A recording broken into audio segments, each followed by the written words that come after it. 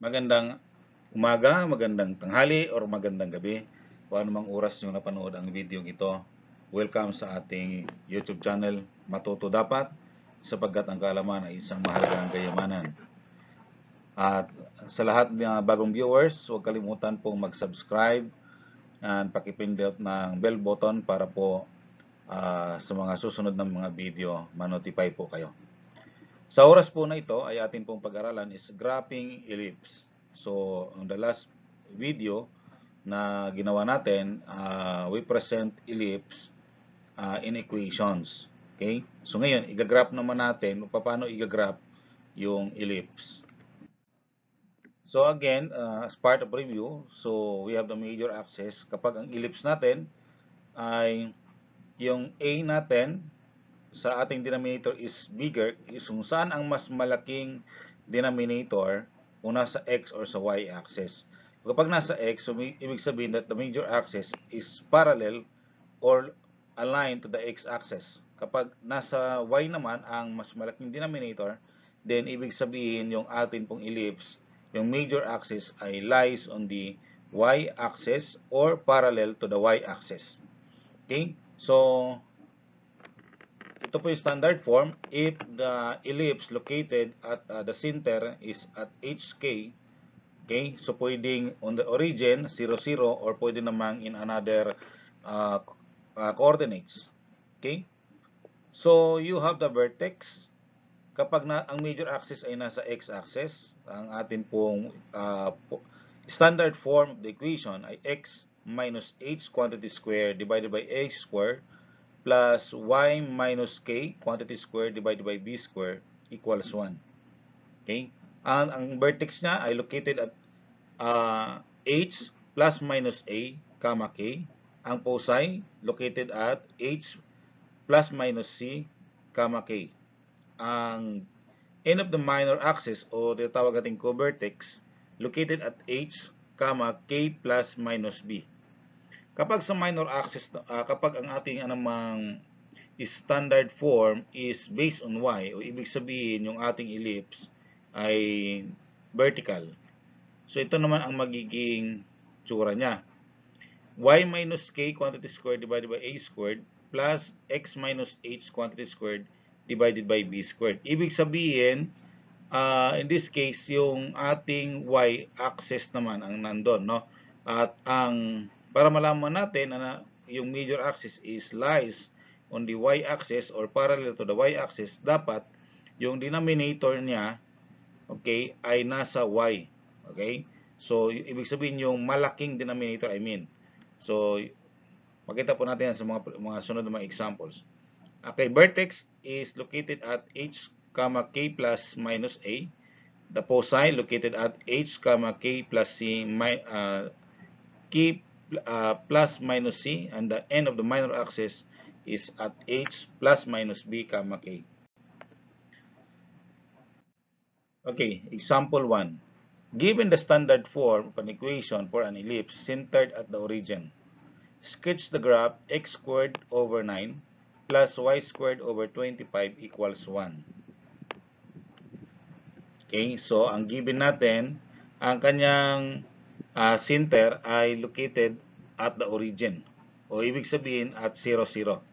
So, para in-expand lang po natin yung given x squared, so nilagyan natin ng 0. So, x minus 0 quantity squared, and that's x squared pa rin yan, over yung 9 natin ginawa nating 3 squared, okay? Plus y minus 0 squared, okay? So, that is y squared divided by 5 squared kasi yung 25, and equals 1.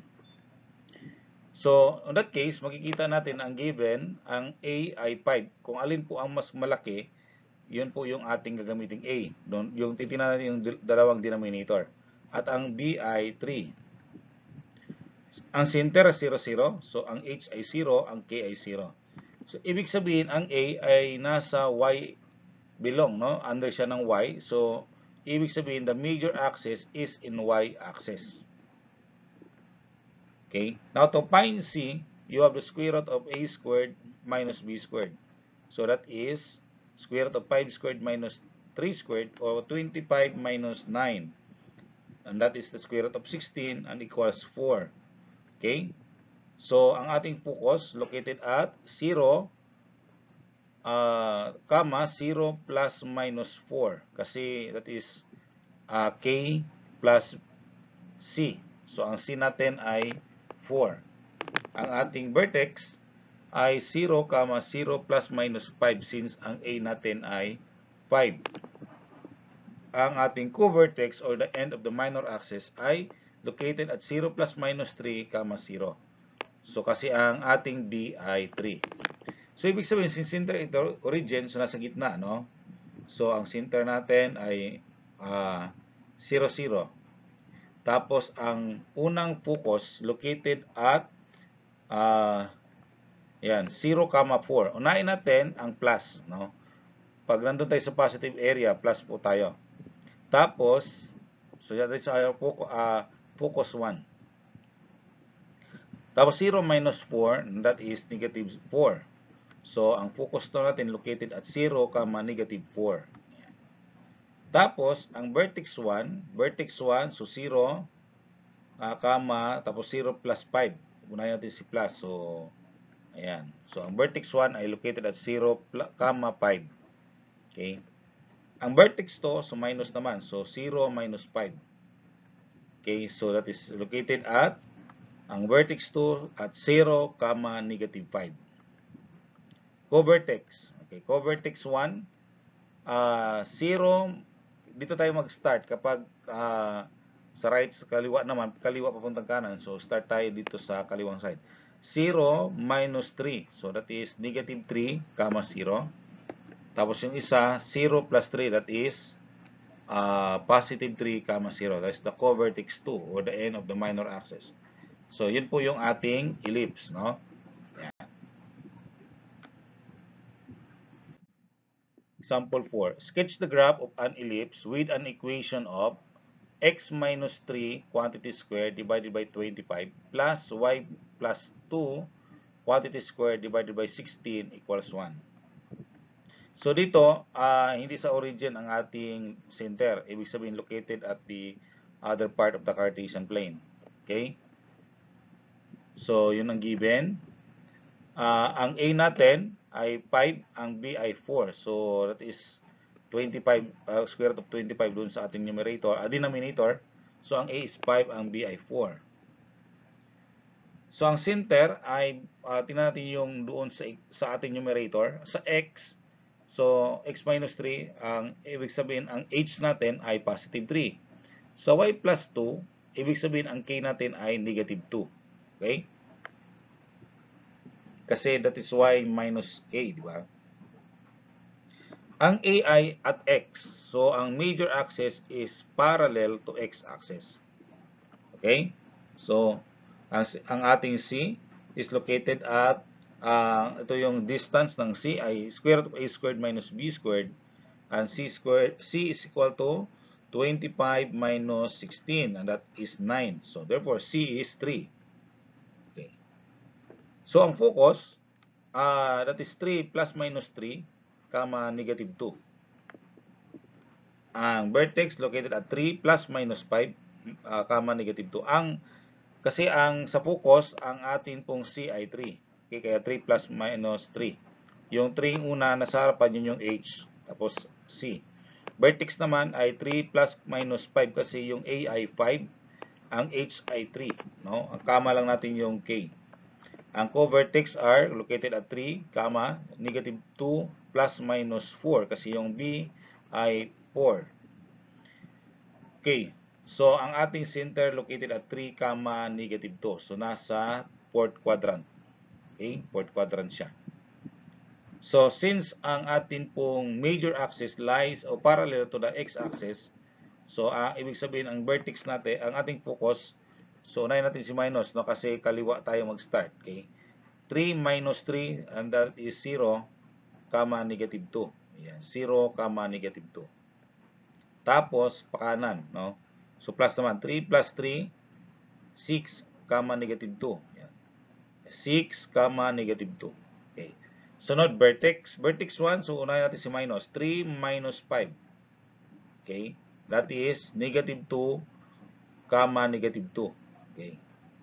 yung isang vertex 2 ay 3 plus 5, so 8. Okay? So, located at 8, negative 2. Alright.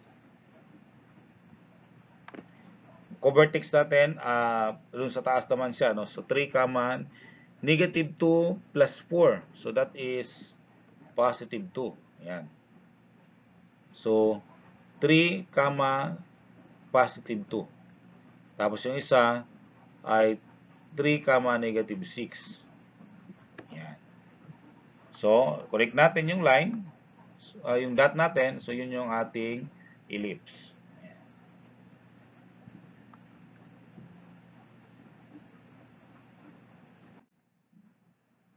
Number 3.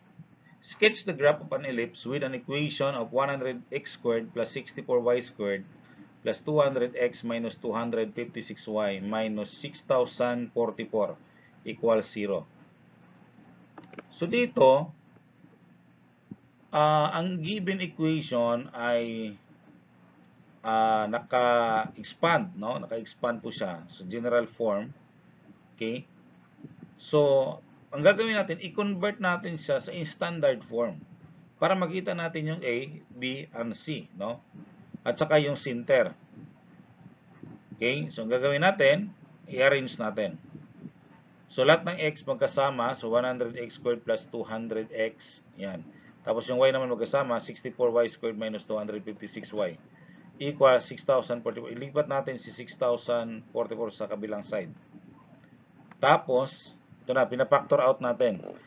So, sa 100x squared plus 200x, ang common factor ay 100. Okay? Tapos, mayroon tayo, so naging x squared plus 2x plus blank. Kasi, ibig sabihin, magpuporma tayo ng perfect square trinomial. Okay? Doon naman sa y, factor out natin si 64. 64 times y squared minus 4y. Kasi 256 divided 64 ay 4. Plus blanco. Hindi natin alam yung isang number dyan na magiging dahilan kaya magiging perfect square trinomial. Okay? Now, paano ba natin kukunin si perfect square trinomial? Gagawin natin yung center, tingnan natin. Dito tayo sa x muna. Ang center natin, yung middle term ay 2x. Okay? So, kunin natin yung equation 2. Ang equation 2, divide 2 natin. Hatiin natin sa dalawa. So, 2 divide 2, that is 1. Okay? 1 square. I-square natin si 1, kaya magiging 1 dyan. Ayan. So, nagdagdag tayo ng 1. Okay? Sa y naman, bakit naging 4? Kasi yung 4y, yun yung center, di ba? So, divide 2 natin si 4. So, 4 divide 2 ay 2. I-square natin si 2. 2 times 2 ay 4. Kaya 4 ilagay natin dyan sa karugtong sa y, no? Para naging perfect square trinomial. Okay, now, since nagdagdag tayo ng number sa kaliwa, magdagdag din tayo ng number sa kanan. So, ilan ang idadagdag natin sa kanan? Okay, itong naka-red, okay, dito sa x tayo, nagdagdag tayo ng 1. Pero kung i-distribute natin si 100, so that is 100 times 1. Okay? So, ang dagdag mo dyan sa x ay 100 ang nadagdag natin. No? So, kung halimbawa, kasi nagdagdag ka ng 1, kaya i-distribute natin si 100, ay 100 times 1 is 100. Kaya nag-plus po tayo ng 100 sa kanan. Okay? Dito naman sa y, ang dinagdag mo ay 4. Pero kapag i-times mo sa 64, that is 256. Okay? So, ibig sabihin dito sa y, nagdagdag tayo ng 256. So, magdagdag ka rin ng 256 sa kanan. Okay? Para balance lang ng equation. Okay? So, ayan na po. So, 100 times x squared plus 2x plus 1 plus 64 times y squared minus 4y plus 4 equals 6,400. So, 6,044 plus 100 plus 256, 6,400. Tapos, divide natin both side ng 6,400 para maging 1 po si 6,400. Okay, so, yan, naka-divide po lahat. Tapos, 100 divide 6,400, tapos 64 divide 6,400. Kaya, ayan po ang maging kalabasan. cancel out po natin si 100. Natira sa ibaba ay 64.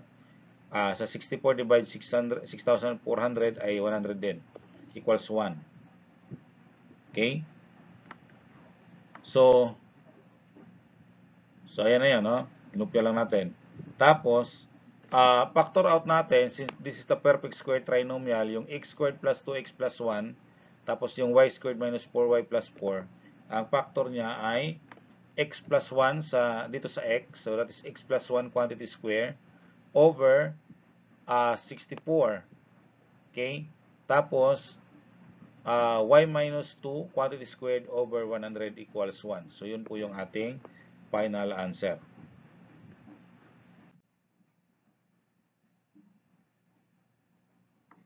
Yun. Ganang? So, next, nakuha na natin, mayroon na po tayong x plus 1 quantity squared divided by h squared plus y minus 2 quantity squared, okay, divided by 10 squared equals 1. So, ang ating a now ay 10. Ang b natin ay 8. Ang center negative 1, 2. Ang ating h ay negative 1. Ang k ay 2. Ang ating a ay nasa y. Ibig sabihin, nandun yung mas malaking value. So, ang major axis is parallel to y axis. So, to find c, that is square root of 100 o 10 squared minus 6 minus 8 squared, and that is 36, or ang c natin ay 6. Ang focus ay located at negative 1, 2 plus minus 6. Ang vertex located at negative 1, 2 plus minus 10. Ang co-vertex ay negative 1 plus minus 8, 2. Yan. So, ang center ay located at negative 1, 2. Nasa third quadrant siya. Ayun. Magka-align na po yung ating focus. Focus 1, negative 8 plus negative 1, 8. Okay? So, parehas po ang ating x-axis. Isang focus, 2 minus 6, that is negative 1, negative 4. Vertex tayo. So, ang vertex ay negative 1, tapos 2 plus 10 muna. So, 12. Okay?